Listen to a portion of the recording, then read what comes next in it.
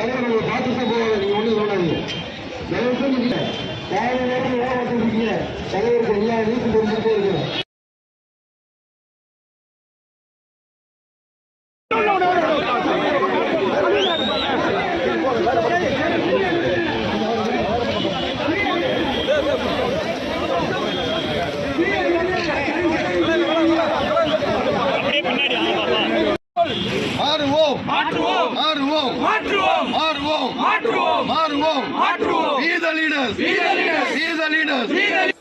இது நாம ஒரு 500 பேர் செய்யற வேலை இல்லை. நிறைய பேருக்கு மோட்டிவேட் பண்ணி அடுத்த வாரம் நீங்க கூட்டிட்டு வரணும். இன்னைக்கு வந்து இதை ஆரம்பித்து வைத்திருக்கின்றோம். இது ஒரே நாளில் சுத்தப்படுத்தக்கூடிய நிகழ்வு அல்ல.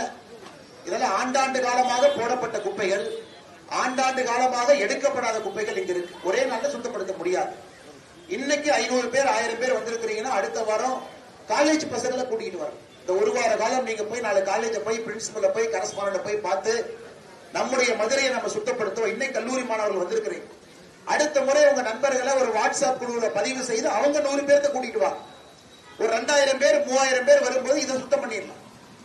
3வது வாரம் இங்க இருந்து பக்கத்துல அங்க போகலாம். அப்படியே ஒரு வாரம் ஒரு பகுதிக்கு போகும் பொழுது மக்களுக்கு ஒரு எண்ணம் வரும். இது எப்பவுமே சுத்தமா இருக்குதுப்பா, நம்ம குப்பை போடக்கூடாதுங்கிற எண்ணம் வரும். இதே நம்ம சிங்கப்பூர் போனா குப்பை போட மாட்டேன், ஏன் துபாய் போனா குப்பை போட மாட்டேன், ஏன்னா குப்பை இல்ல. குப்பை போட்டா எல்லாரும் நம்மளை ஒரு மாதிரி மேலையும் கீழையும் பார்ப்பாங்க. இங்க எல்லா இடத்துலயும் குப்பை இருக்கிறனால குப்பை போட்டு போறோம், யாரும் கேட்க மாட்டாங்க. ஒரு அரசியல் மேடை போடுவது ரொம்ப ஈஸியான வேலைங்க. பணம் கொடுத்தா யாரு வேணாலும் மேடை போடலாம், மைக்ல யாரு வேணாலும் பேசலாம், என்ன வேணாலும் பேசலாம். முதலமைச்சர் சரியில்லைன்னு 1 மணி நேரம் பேசலாம், முதலமைச்சர் சரியா பண்றாருன்னு 1 மணி நேரம் பேசலாம். வாடகைவாதிகள் எப்படி வேணாலும் மாத்தி மாத்தி பேசலாம். அப்படித்தான் நீங்க அரசியல்வாதிகள் மாறிட்டாங்க. அந்த அரசியல் நமக்கு வேண்டாம் என்பதற்காகத்தான் கள அரசியலுக்கு நம்ம வந்திருக்கோம். நம்முடைய நோக்கம் எல்லாம் இவன் சரியில்லை, அவன் சரியில்லை, இவன் சரி, அவன் சரி, யாரு வேணாலும் சொல்லலாம். நாம இந்த வேலையை செய்ய போவதில்லை. நாம எடுத்துக்காட்டாக ஒரு பணியை எடுத்து செய்யணும்.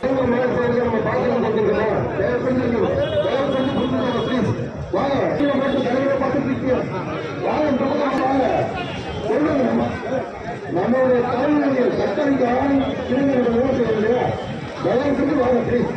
தலைவரை பார்த்துக்கிட்டு இந்த பக்கம்